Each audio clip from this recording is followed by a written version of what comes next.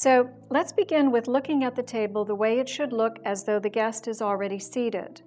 The first thing you want to know is that the water must be at the table already. What I like to do is add a little wedge of lemon and have that at each different water goblet before you pour the water. And you can serve it pretty high. It's not the same as when you're serving wine. Very good. Also on the table, before the guests are seated, is the bread at each bread and butter plate, and you can have a wedge of butter placed on the plate as well.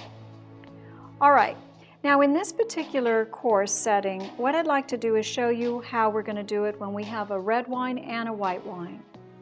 The white wine is going to be on the furthest to the right side because it's going to be the wine that's going to be served first with your first course.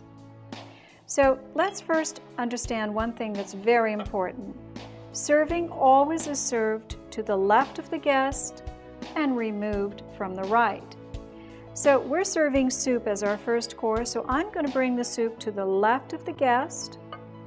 At this time, I'd like you to serve the white wine in the wine glass furthest to the right. Just 3/4 filled, and just turn it slightly so it doesn't drip. Perfect. Now when the guest is finished with soup, we're going to take the soup spoon, which in this case could be to the right of it or it could be in the center, but we want to make sure we just place it in the center so it doesn't fall off the plate when you remove it. You're going to remove from the right by grabbing the salad plate, which serves as a liner to the soup bowl, from the right.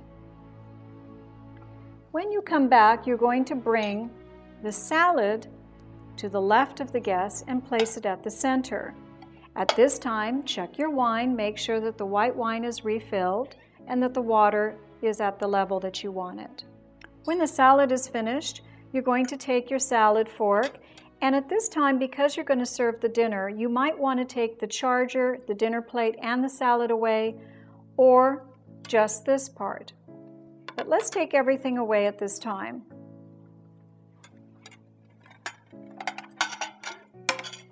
You're going to bring the main course, which is on the dinner plate, to the left of the guest and place it at the center. At this time, you're going to take away the white wine and pour the red. Once you see that all the guests are finished and you've checked throughout the meal your water and your red wine, you're going to do the same thing as we did before. You're going to take your knife and your fork, you're going to place it at the center, and you're going to take it and remove it to the right. Now before you serve your dessert, at this time you're also going to remove your bread and butter plate,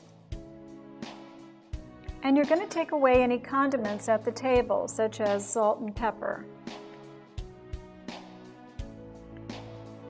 Now before you serve dessert, you're going to take the utensils for dessert and place them to the left side.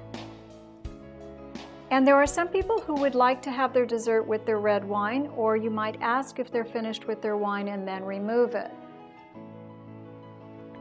Bring the dessert again to the left of the guest. And now you can bring the coffee cup and saucer.